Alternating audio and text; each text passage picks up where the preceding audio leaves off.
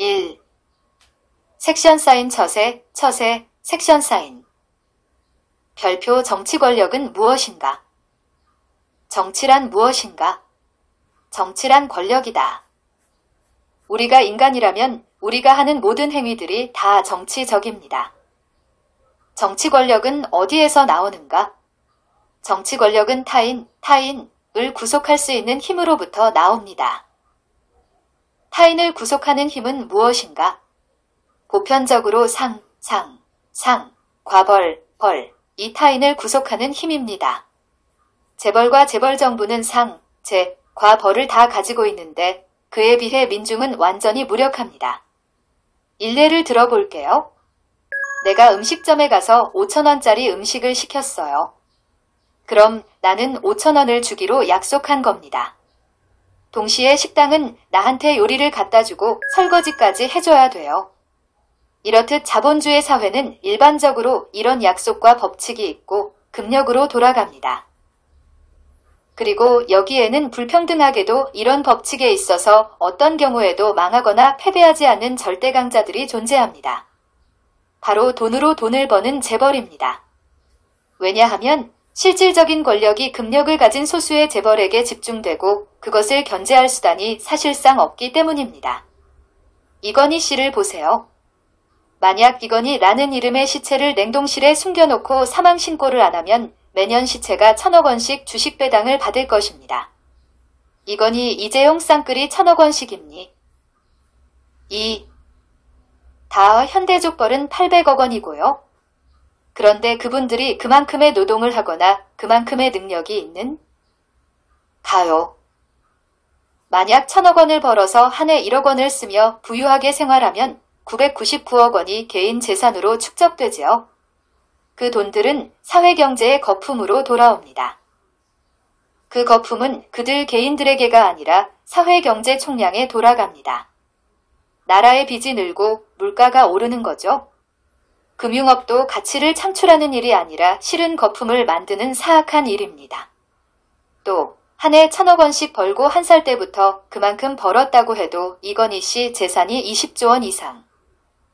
일하는데 200년이 걸릴 겁니다. 이건희가 200살 신선인가요? 자본주의 사회는 불평등 사회입니다. 부자들은 빈민의 것을 빼앗아 자기의 것으로 만드는 능력이 강해요.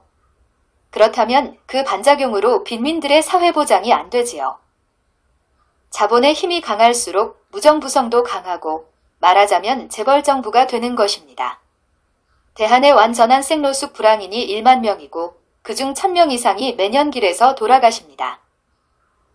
자기 집이 없는 사람은 한 평짜리 열악한 쪽방의 평당 임대료가 한양 평균 시세의 2배이고 타워 팰리스보다도 비싼 값을 지불하며 부유한 집주인을 부양합니다. 일을 해도 가난에서 벗어날 수 없는 워킹푸어들과 비정규직, 알바들은 또 어떻습니까? 더 말할 것도 없습니다. 제가 대한의 공산당을 만들려는 이런 이유들을 이해해 주시면 감사하겠습니다. 무엇보다 생산수단을 사회 전체의 것으로 만드는 것이 중요하기 때문입니다. 제가 모든 인민의 총기 무장 권리를 말하는 이유도 이해해 주셔야 됩니다. 상이 없으면 벌이라도 줄 수도 있다는 믿음이 있어야만 재벌 갑질을 견제하는 민권이 생기는 것입니다.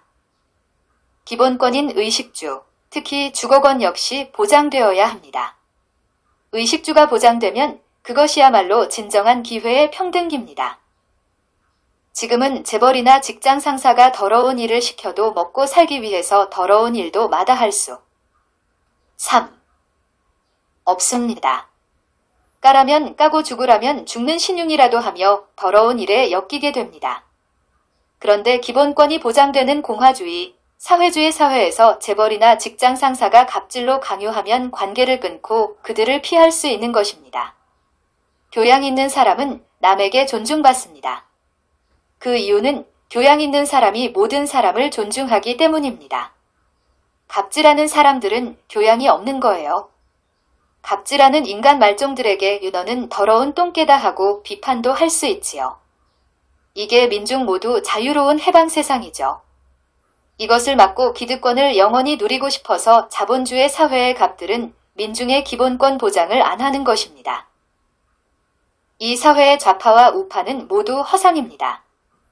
자유당과 민주당, 정의당 등 다 자본주의 우파좌파이지 실은 서로 털 골라주며 쇼하는 겁니다.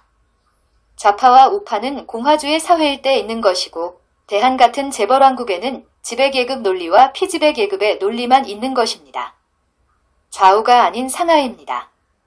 지배계급들은 이미 좌우 프레임에서 이미 벗어나 있습니다. 그들은 남북이라고 하죠. 진보주의자는 종북이라잖아요. 좋아요. 이념을 수평적인 좌우보다 상하로 보는 게 정확합니다. 별표법으로 금력을 견제할 수 있나?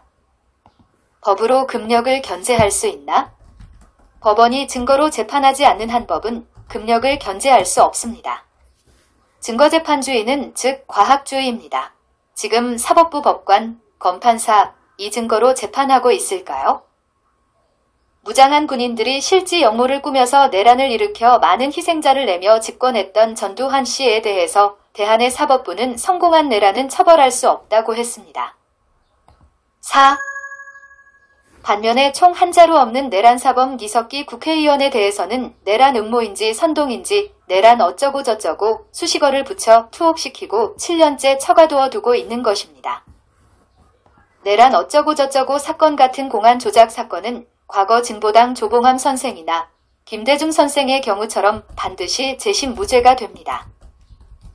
그러나 조작 사범인 사법부는 과거 일은 반성한다고 말하면서 현재에는 계속 증거 없이 기소하고 증거 없이 유죄 판결하는 것입니다. 힘없는 약자들에게는 증거가 하나도 없는데 징역 1년 6개월을 논고도 없이 띡하고 구형하기도 합니다. 이렇게 사법부 법관들이 인민을 개돼지 취급하면 그들 역시 개돼지 잡는 인간 백정에 불과할 것입니다. 이런 세상을 살아가기 위해 우리는 어떻게 해야 할까요? 민중은 소시민이 될 수 있다는 꿈을 깨고 지금부터 불의한 자본주의 체제를 전복하는 혁명을 하나하나 조직해야 됩니다.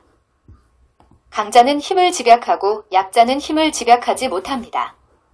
합의에 의해 구속력 있는 민중 강령을 도출해서 힘을 집약하고 단결합시다. 그래서 모두가 힘을 가진 시민이 되자.